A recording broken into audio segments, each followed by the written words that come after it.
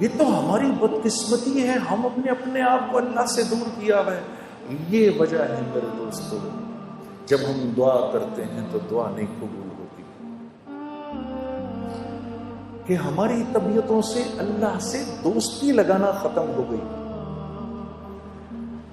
موسیٰ علیہ السلام کے دور میں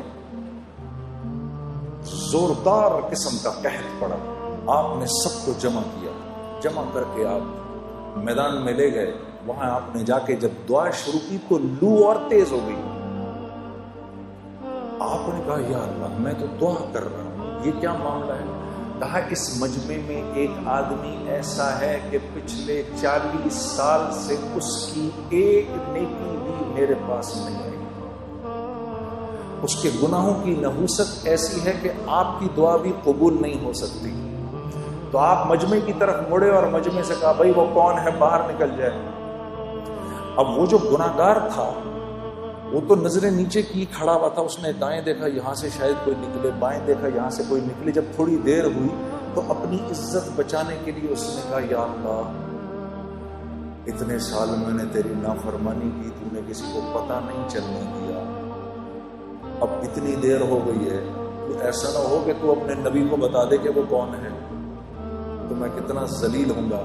یا اللہ میں تجھ سے معافی مانگتا ہوں، تو مجھے معاف کر دے۔ ابھی وہ نیچے اللہ سے مناجات کر رہا ہے، اس کو پتہ نہیں، اپنی عزت بچانے کے لیے وہ مناجات کر رہا ہے۔ اوپر کالے بادل آنا شروع ہو گئے،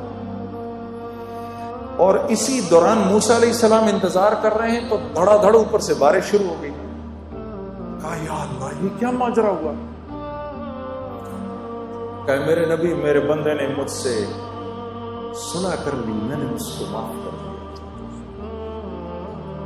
یا اللہ یہ کون ہے؟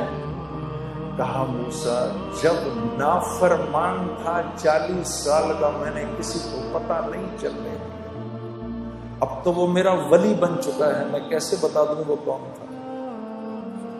میرے دوستو آج امت اللہ سے دور ہوئی بیٹھی ہے، کیونکہ اللہ سے دور ہوئی بھی ہے، اپنی ہر مشکل کا حل اس کو اللہ کے غیر میں نظر آتا ہے۔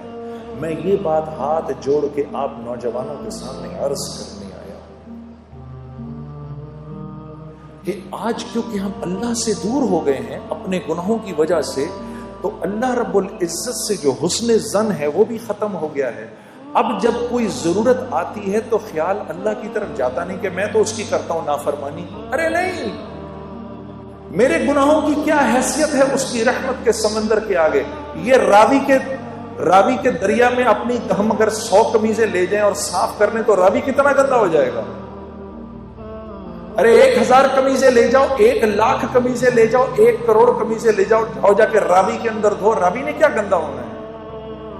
تو یہ تو دنیا کا ایک بہتا ایک عام دریا ہے، اللہ کی رحمت کا جوش مارتا دریا، اس کے سامنے ہمارے گناہوں کی کیا قیمت ہے؟ کچھ بھی نہیں۔